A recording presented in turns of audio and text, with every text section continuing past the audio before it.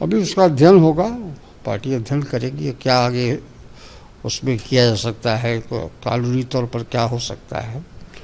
जहाँ तक चुनाव आयोग को से जो मांग किया है कांग्रेस ने, अभी तक वो चीज़ें प्राप्त नहीं हुई हैं।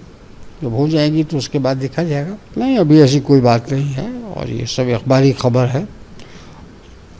अभी हमारी कोऑर्डिनेशन कमेटी की बैठक होगी और उसमें सब तय होगा। जो भी गठबंधन में पार्टियां हैं उन सब को उनकी सबकी राय से तय होगा कि क्या होना है।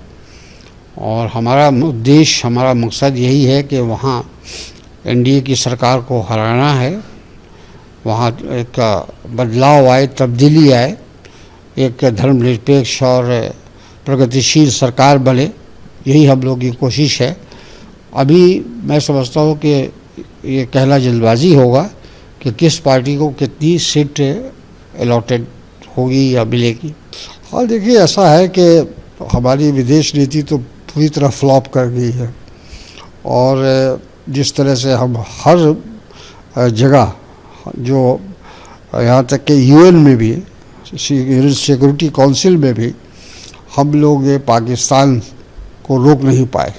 पाकिस्तान को आतंकवाद के ख़िलाफ़ लड़ने के लिए जो कमेटी बनाई गई है उसका उपाध्यक्ष बनाया गया उसको, और तालिबान को कंट्रोल करने के लिए जो कमेटी बनाई गई उसका अध्यक्ष बनाया गया। तो मैं समझता हूँ कि हमारी जो विदेश नीति है, कूटनीति है, वो एक तरह से फ्लॉप है। भले ही हम कुछ दावा करें, कुछ बोले, लेकिन हमको दुनिया में जो समर्थन मिलना चाहिए था आतंकवाद के ख़िलाफ़ और ख़ास तौर पर पाकिस्तान के ख़िलाफ़, वो समर्थन हमें नहीं मिला। हाँ, ठीक है, उन्होंने स्टैंड लिया है, लेकिन भारत अलग थलग हो गया है, उसको दूसरे देशों का समर्थन नहीं मिल रहा है। ये दुख की बात है। नहीं, मैं समझता हूँ कि उनकी दलील राजनेता के लिए ठीक नहीं है। राजनेता एक विचारधारा से जुड़ा रहता है और उसको संयम से काम लेना चाहिए।